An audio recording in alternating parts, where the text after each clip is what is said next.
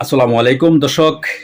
আপনারা জানেন বাংলাদেশে গত ৫ই আগস্ট গণ অভ্যুত্থান হয়েছে এবং জুলাই আগস্টের যে বৈষম্যবিরোধী ছাত্র আন্দোলন, সেই আন্দোলনের মধ্য দিয়ে বাংলাদেশে একটা অন্তর্বর্তীকালীন সরকারের প্রধান ডক্টর মোহাম্মদ ইউনূস তিনি তিনি বর্তমানে অন্তর্বর্তীকালীন সরকারের প্রধান হিসেবে তিনি দায়িত্ব পালন করতেছেন।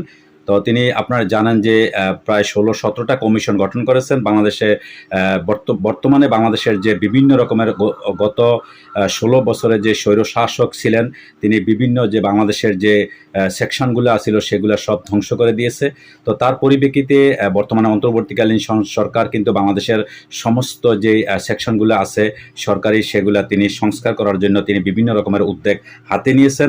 তো তারই পরিপ্রেক্ষিতে বর্তমানে আপনারা জানেন তিনি তাও বলেছেন যে প্রবাসে যারা আছেন তাদেরকে অতীতে কিন্তু কোনো সরকার এরকম উদ্যোগ নেওয়া করে নাই বা উদ্যোগ হয় নাই যে প্রবাস থেকে কিভাবে বাংলাদেশে যখন নির্বাচন হবে সেই নির্বাচনের ভোটে তারা অংশ নিতে পারবে বা অংশীদারিত্ব করবে।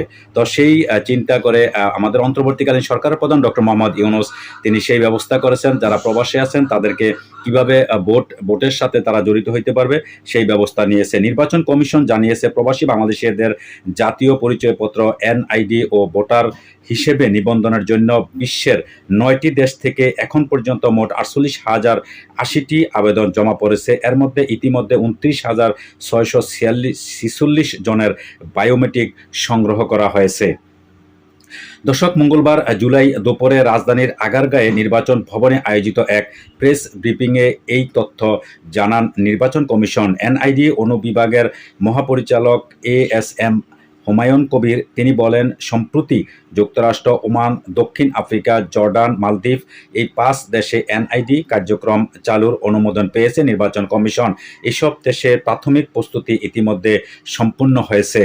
বর্তমানে প্রবাসী ভোটার নিবন্ধন কার্যক্রম চালু রয়েছে সংযুক্ত আরব আমিরাতে, সৌদি আরব, কাতার, কুয়েত, মালয়েশিয়া, যুক্তরাজ্য, ইতালি, অস্ট্রেলিয়া ও কানাডার মোট ১৬টি কেন্দ্রে।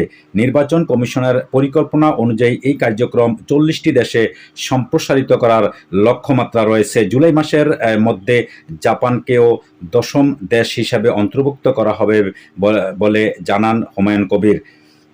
তবে নির্ধারিত সময় অনুযায়ী জাপানে কার্যক্রম শুরু করতে কিছুটা বিলম্ব হচ্ছে বলে জানান এনআইডি ডিজি। তিনি বলেন, আমরা আশা করছিলাম ১৫ জুলাই থেকে জাপানে এনআইডি কার্যক্রম চালু করব, কিন্তু সেখানকার একটি প্রযুক্তিগত সমস্যার কারণে বিশেষ করে পাবলিক আইপি অনুমোদন বিলম্ব, এই প্রক্রিয়া কিছুটা দেরি হচ্ছে। তবে নির্বাচন কমিশনের পক্ষ থেকে সব প্রস্তুতি সম্পূর্ণ করা হয়েছে। এনআইডি নিবন্ধনের ব্যয় প্রসঙ্গে জানতে চাইলে হুমায়ুন কবির বলেন, প্রকল্পটির অর্থায়ন সরাসরি নির্বাচন কমিশন সচিবালয়ের তত্ত্বাবধানে পরিচালিত হয় এবং এনআইডি উইং থেকে ব্যয় সংক্রান্ত হিসাব নির্ধারিত করা হয় না। এদিকে ভোটার তালিকা হালনাগাদ সম্পর্কেও তিনি আশাবাদ জানিয়ে বলেন, এই সপ্তাহ কিংবা পরবর্তী সপ্তাহের মধ্যেই তা প্রকাশ করা সম্ভব হতে পারে। উল্লেখ্য, ২০১৯ সালে কে এম নুরুল হুদার নেতৃত্বাধীন কমিশন বিদেশে এনআইডি কার্যক্রম শুরুর উদ্যোগ নেয়। ২০২০ সালে ১২ই ফেব্রুয়ারি প্রথম অনলাইন নিবন্ধন চালু হয়। এই কার্যক্রমের মাধ্যমে বিদেশে অবস্থানরত বাংলাদেশিরা ভোটার হিসেবে অন্তর্ভুক্ত হওয়ার সুযোগ পাচ্ছে।